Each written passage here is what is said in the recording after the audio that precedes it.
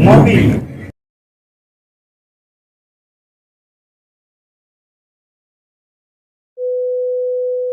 Assalamualaikum warahmatullahi wabarakatuh. Waalaikumsalam warahmatullahi wabarakatuh. Alhamdulillah. Bagus. Emang harus seperti itu. Setiap ada salam harus dijawab. Jadi wajib setiap salam harus dijawab. Oke, apa kabarnya, Om Bob? Bor? Alhamdulillah. Sebiasa teman-teman, kita jumpa lagi tentunya bersama Jati TV Channel yang dalam acara Ngopi. Ngobrol pintar.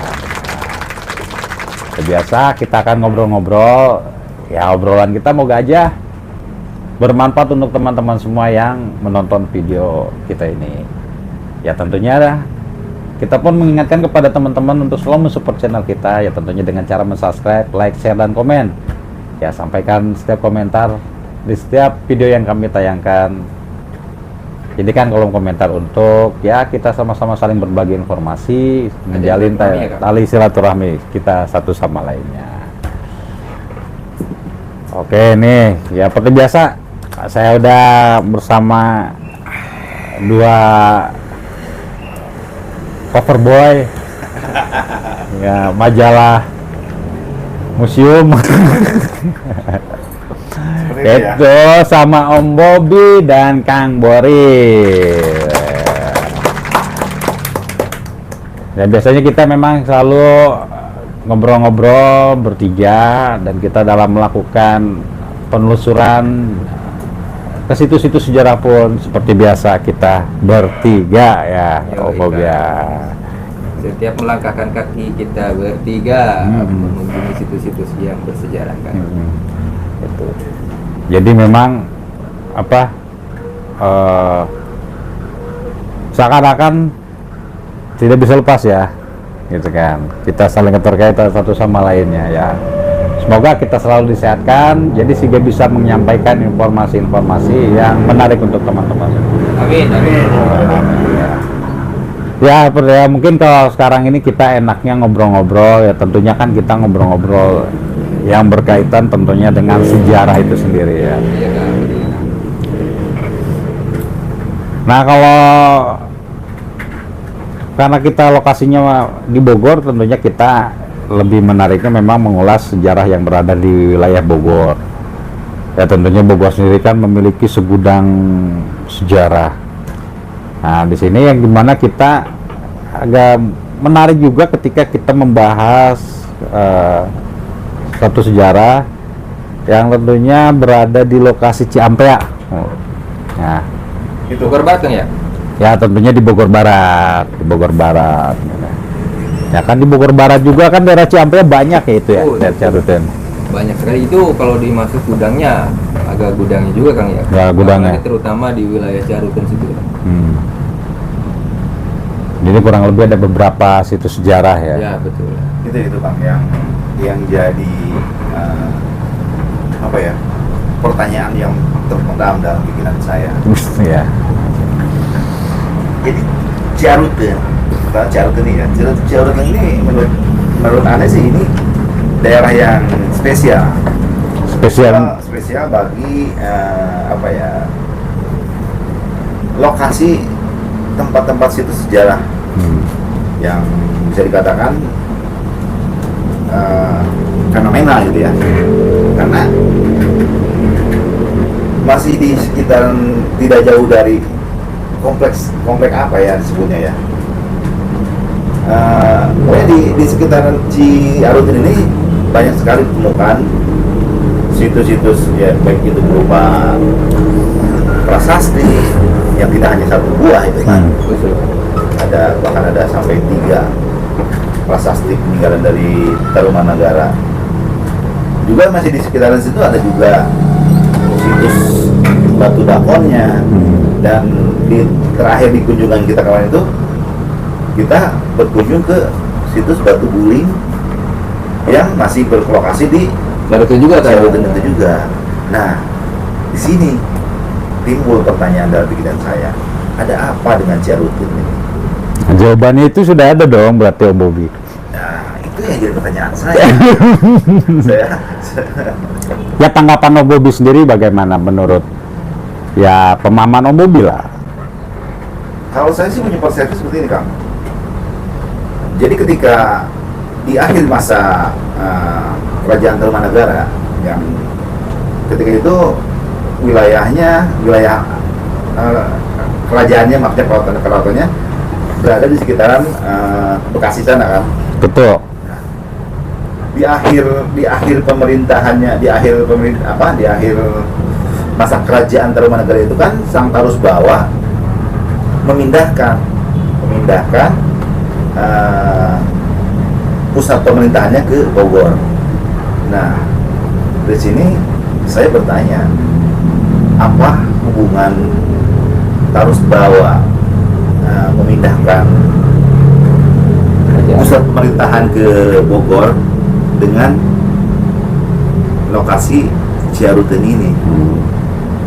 Terus apakah betul prasasti yang kita temui di Ciaruten sekarang ini itu di eranya Sang Purnawarman atau di eranya Sang Tarus Bawa yang sudah memindahkan kekuasaannya ke Bogor ini? Itu yang jadi pertanyaan dalam pikiran saya. Mungkin Kang Pablo atau Kang Boris punya sedikit pencerahan lah buat saya. Ya Bor, gimana Boris? Ya kan, Kalau menurut analisa kami pribadi mah, ya mungkin kan di dalam satu daerah ya, untuk wilayah, mungkinlah siapa Sang Raja Tarus Bawa itu mencari dulu lokasinya yang tepat untuk memindahkan pusat pemerintahan kan ya. Betul. Mungkin di daerah Ciaruten itu ya mungkin dulunya kan untuk wilayah kita ini ya, terutama saking terkenalnya Sang Raja Purnawarman itu dengan pasukan lautnya, ya mungkin di situ sekitar ada muara apa gimana, sebuah perkampungan lah kalau dibilang ini mah. Makanya mungkin diputuskan untuk memindahkan satu pusat pemerintahan ke tempat yang ramai, ya maksudnya kota lah kalau zaman sekarang mah gitu. Ya, maksud saya dalam artian gini, tidak ada literatur yang saya temui kalau pusat pemerintahan dari Sang Tarus Bawa ini adanya di Ciaruten ini, Iya. kan? Atau apakah memang mungkin langsung di sekitaran Batu Tulis sana, atau ya bukan tidak mungkin kan? Iya. Sang Tarus Bawa ini ketika itu memindahkan pemerintahannya ke sekitar Ciaruten. Ya mungkin di Dengan- waktu dulu itu kan sebelum kota Bogor yang sekarang ramai ini, mungkin sebelumnya yang lebih ramai itu daerah Ciaruten itu. Makanya Ya. Sang Tarus Bawa memilih pusat pemerintahan di pusat kota. Begitu. tapi sederhananya sih begini ya, tentunya dengan banyaknya peninggalan benda bersejarah di daerah Ciaruten, apalagi yang memang lokasinya itu berdekatan dengan aliran air ya, dengan Iya, kali lah bisa dibilang. Ya rasa-rasanya rasa-rasanya itu kalau saya secara pribadi mempunyai keyakinan itu bahwasanya di lokasi itu memang bisa dibilang itu salah satu pusat kegiatan dari Kerajaan Tarumanegara pada saat itu. Jadi memang kalau menurut keyakinan dan yang saya pahami sih rasa-rasanya seperti itu. Karena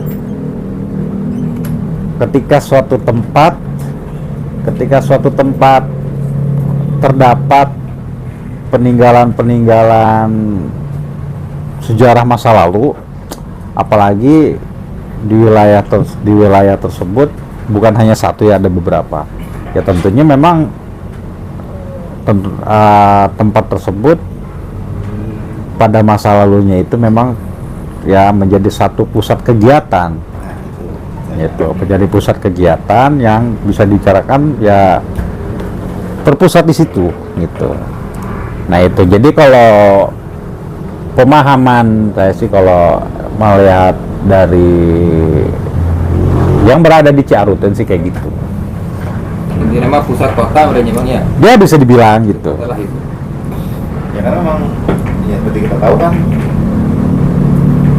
di sana itu ya bisa dikatakan sebagai gudangnya peninggalan Tarumanegara kan. Betul. Dari dalam hal peninggalan secara tertulis tentunya berbeda dengan peninggalan yang ditemui di seputaran Candi Batujaya. Itu kan memang peninggalan bentuknya bangunan dan ketika itu memang pusat pemerintahan Tarumanegara itu memang di situ gitu. Emang kalau Kemudian setelah Sang Tarusbawa ini memindahkan pusat pemerintahan ke daerah Bogor sini, ya saya sih berasumsi ya bukan tidak mungkin di daerah sana lah gitu.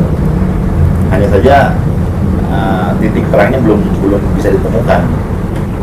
Tapi kalau bicara Tarusbawa, kalau berdasarkan literatur yang pernah saya baca gitu ya, kalau tidak salah, ketika Sang Tarusbawa memindahkan ke Bogor itu ya lokasinya bukan di daerah Ciaruten, Om Bro, Betul.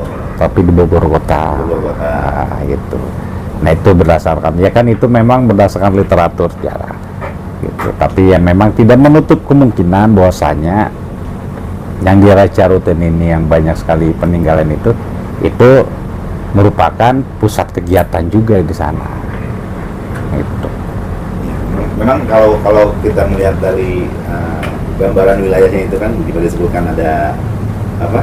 Ada Sungai Cipakacilan, seperti itu kan berarti kan lokasinya memang berada di Bogor Kota sana. Hanya saja kalau kita kembali gitu melihat peninggalan-peninggalan yang banyak tersebar di sana, bahkan di Gunung Kapur pun tidak sedikit ditemukan arca-arca peninggalan dari Tarumanegara itu kan, yang ya, lokasinya berarti memang tidak jauh dari Ciaruten itu. Betul. bahkan yang Itu lebih yang menarik jadi pertanyaan saya. ya yang lebih yang lebih menariknya kan ya prasasti yang ada di Ciaruten itu berdekatan dengan arus air Ciaruten itu, sungai Ciaruten itu. Bahkan ada pasir muara Ciaruten, terus yang yang batu tapak dua kan dari pinggir air Ciaruten diangkat ke atas. Nah, satu lagi yang kemarin kita kunjungi lah Kang ya. Kemarin kita kunjungi ada lagi situs Batu Tugu yang dinamakan Batu Guling ya kalau orang situ mah. Itu berdekatan juga dengan sungai Ciaruten. Iya, masih di sekitar situ. Iya. Justru di Bogor Kota ini kita tidak menemukan. Iya. Tapi kan kalau Batu Tugu itu sendiri kan masanya bukan masa Tarumanegara.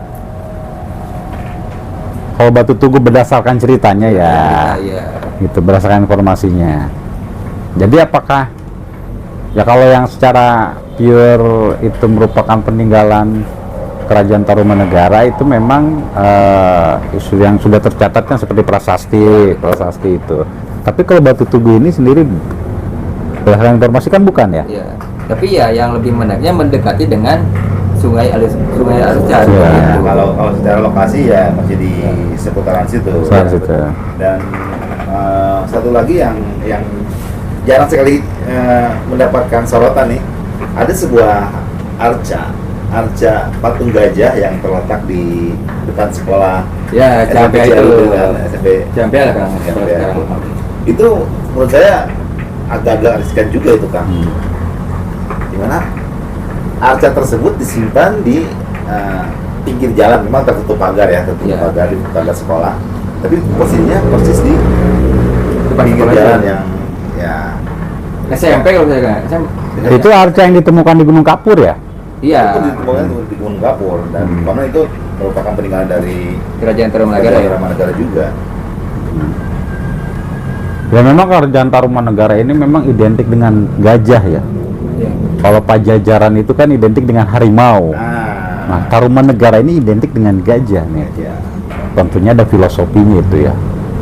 Gimana tuh Om Bob? Diterangkan. Ya, Enggak, kalau bicara, memang kan kalau dari Kerajaan Tarumanegara ini lebih identik kan dari segi apa namanya, jejak sejarahnya itu identik dengan gajah yang memang bahwasanya kata dia yang dikendarai oleh sang Raja Purnawarman gitu. Bahkan ada situs telapak kaki gajahnya itu Ya, kan yang ada di gitu. apa namanya, kebun kopi ya itu. Kebun kopi, situs kebun kopi. Ya berarti bisa di apa namanya, bisa di ya kita bisa dibayangkan pada saat lalu bagaimana seorang raja itu mengendarai, menaiki gajah itu kan. Nah, maksud dan tujuannya untuk, kadang kan terpikirnya begini, maksud dan tujuan sampai menaiki gajah itu apa gitu kan. Ya mungkin kan di zamannya itu ya, mungkin di zamannya itu untuk satu kendaraan menuju satu wilayah itu, karena mungkin kuda itu belum ada ya mungkin. Ya masuk, Iya, bisa maksudnya bisa aja. nggak ada pilihan lain selain gajah itu. Atau kalau saya sih filosofinya ini, gajah itu kan merupakan satu hewan yang sangat besar ya. Gagah lah gitu. Besar. Dan gede, dan tenaganya juga besar. Itu bisa di apa ya, menyimbolkan seorang raja yang besar Gagah gitu kan. mengendarai kendaraan yang Besar Besar. juga. besar juga. Ya, mungkin bisa seperti itu. Ya, Karena kan kalau gajah itu kan tidak umum ya, tidak umum Iya. untuk dikendarai oleh setiap manusia. setiap orang gitu ya. Iya. Artinya orang-orang tertentu yang mempunyai anggaplah kekuasaan ya, mempunyai power gitu yang bisa mempunyai gajah ketika itu mungkin ya. Ya mungkin ketika itu nggak ada kendaraan lain selain kebo kan bisa ditunggangi juga Ya, kan. maksudnya dalam artiannya sampai ada arcanya dibuatin patung, sampai dibuat seperti itu kan, seperti Ya, itu. ya. Berarti kan betapa Dihormati. bernilainya kan, betapa bernilainya itu. Hewan gajah ketika itu. Ya, saya sampai dibuatkan bentuk patungnya itu, arcanya itu.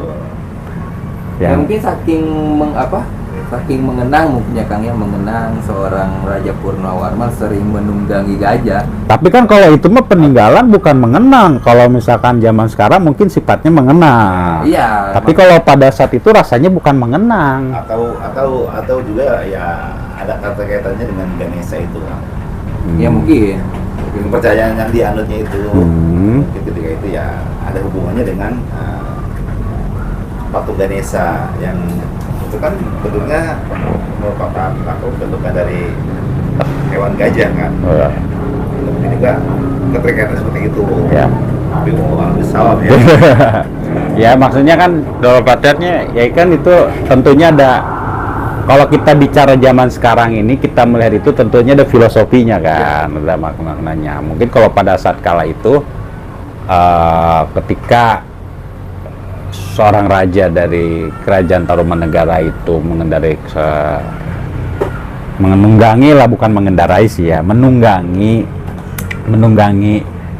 seekor gajah sebagai apa namanya ya, dalam artiannya itu kendaraan kebesarannya pada kala itu ya, bisa dikatakan ya mungkin itu salah menunjukkan bahwasanya bagaimana beliau itu memaknai gajah itu yang begitu sangat berwibawa dan besarnya, walaupun pada prinsipnya bahwasanya sebesar-besarnya gajah pun akan mudah juga kan ditaklukkan kan sebetulnya, kalau kita bicara filosofi zaman sekarangnya kayak gitu.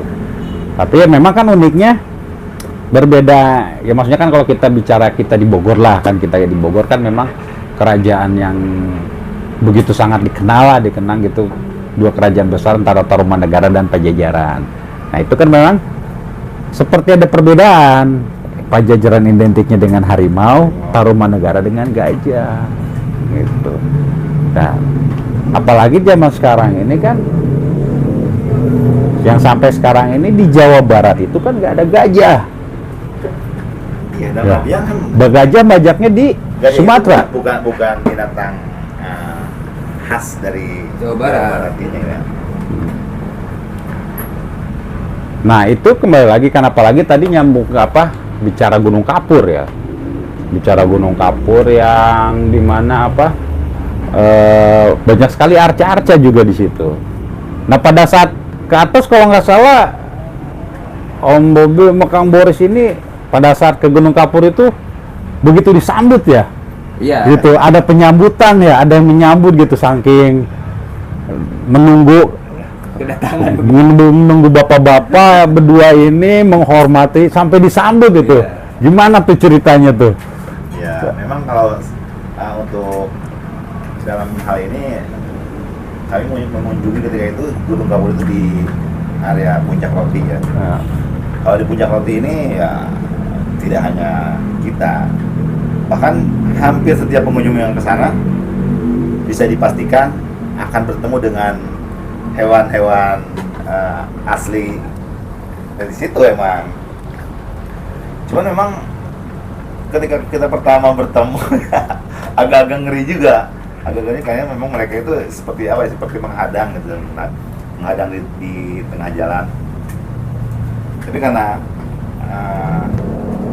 kita bertujuan untuk sekedar mengeksplor dari sisi nilai sejarah, artinya kita tidak bermaksud untuk mengganggu mereka gitu.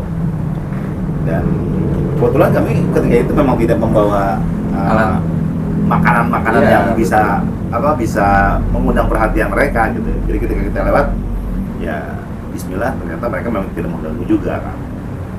Ya untungnya kan kata si teteh yang dibawa juga ya, yang jaga parkir itu alhamdulillah baik-baik katanya. Yang penting kita tuh jangan mengganggu mereka, mereka juga nggak ganggu kita. Dan kuncinya jangan tatap mata mereka gitu. Iya, itu kuncinya. Itu. Walaupun mereka lagi tapi tetap mata ojan. walaupun si kerajawanya itu sedang melihat kita, anggaplah mengancam kita cuek aja. Ya, Jadi kita cuek aja, cuekin jangan diliatin, jangan kita saling tatap-tatapan lah. Intinya mah jangan, lu ngapain lihat dua kan gitu. Jangan membuat mereka merasa terancam. Iya, itu. Ya, itu. Ya contoh lah kayak manusia juga sering lihat ya. Memang itu juga kan. Soalnya jumlahnya bukan hanya 10-20, banyak Ya. sekali. Banyak sekali ya. Tapi pada saat ke Gunung Kapur itu, ya pengalaman dari Om Bobi sama Kang Boris ini pada saat di sana bagaimana tuh dalam artiannya melihat apa ya, selain tadi ketemu dengan segerombolan gitu kan, segerombolan apa namanya binatang itu. Nah selain daripada segerombolan itu, ya apalah yang di pengalaman di sana yang ditemukan atau gimana, dan apa namanya pemahaman Om Bobi sama Kang Boris sendiri mengenai Gunung Kapur itu gimana? Ya kalau untuk pengalaman dan pemahaman ya, soalnya kan kita baru baca artikel ya Kang Bobi ya. Habis kita capek ya, mendaki lah, ya, walaupun nggak seberapa, mendaki ke Gunung Kapur ini, ya kita langsung disuguhi sama batu karang yang cukup nggak ada lah di gunung. Mungkin di gunung lain nggak ada kan? Ya itu memang kita Beda ya? bukan seperti batuan-batuan. Iya, ya. ya batu-batuan biasa, maksudnya itu disambut dengan batuan-batuan yang kayak di tengah lautan itu kan, kayak batu karang terbentuk kayak, kalau dibilang mah hampir mirip dengan akuarium itu, akuarium kayak batu terbuat dari alam yang mungkin dulunya di tengah lautan ya, dengan di apa yang membentuk mungkin ikan kayak gitu kan. Apalagi kata si teteh penjaga parkir di bawah, kalau ke musim hujan sering keluar siput ya kan. Ya memang ketika kita memasuki wilayah situ di gerbang di gerbang loket, dan itu disuguhi oleh dengan apa? Jati. Mading ada mading yang Iya. menceritakan tentang bahwa dulunya itu Gunung Kapur itu memang Lautan. merupakan lautan dangkal yang kedalamannya itu ya sekitar 200 meteran bawah permukaan laut ketika itu. Dan ya setelah kita lihat ya memang mirip-mirip sekali Iya. dengan kita apa ya, batuan-batuan yang kita temui itu memang seperti batuan-batuan karang. Dan ya berbeda dengan batuan-batuan yang bisa kita jumpai di gunung-gunung lah ya. Ya itu memang mirip-mirip sekali dengan karang-karang yang biasa kita temui di pantai atau di lautan sana. Nah, jadi ketika datang ke Gunung Kapur, ya Pan tadi melihat seperti, ya maksudnya menyaksikan sendiri banyak sekali tumpukan bentukan batu-batu karang yang seperti berada di lautan. Yang keduanya pun bahwasanya ketika di situ ada mading-mading ya, ada mading-mading yang menceritakan mengenai sejarah bahwasanya ini di sini adalah merupakan apa namanya, merupakan lautan dangkal. Nah, kalau menurut keyakinan Om Bobi sendiri gimana tuh? Maksudnya benar, apakah bahwasanya gini, kalau ketika itu merupakan lautan dangkal, berarti bisa terbayang dong. Maksudnya bisa terbayang dalam artiannya sehingga bisa merubah menjadi sebuah daratan kan, itu berarti jauh sekali dong. Masanya ya kayak seperti contoh lah, ada yang tadi sempat kita ulas adalah mengenai prasasti yang ada di Caruten. Itu kan lokasinya berada di bawah Gunung Kapur. Iya. Nah berarti kan pada saat masa Tarumanegara itu berarti sudah bentuk daratan.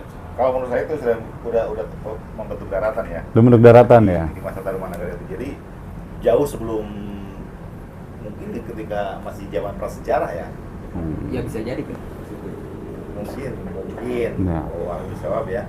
Mungkin ya artinya jauh sebelum masa Tarumanegara. Ya kalau dikatakan itu adalah merupakan lautan dangkal, ya bisa sekarang sudah berubah menjadi satu bentuk pegunungan dan daratan. Ya tentunya ngelihat dari peninggalan Tarumanegara jauh sebelum zaman Tarumanegara. Ya bahkan apa prasasti kayak Arca Ganesha itu kan ditemukannya di gua-gua kan. Nah itu yang jadi pertanyaan, bisa ditemukan arca itu.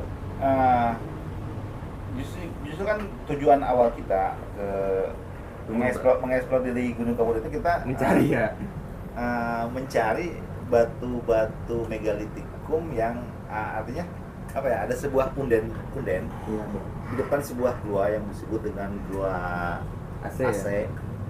Itu yang sebetulnya yang kita eksplor, di mana punden-punden itu merupakan peninggalan Tarumanegara. masa prasejarah. Masa prasejarah. Berarti kan jauh sebelum Tarumanegara itu pun memang sudah ada jadi daratan gitu kan.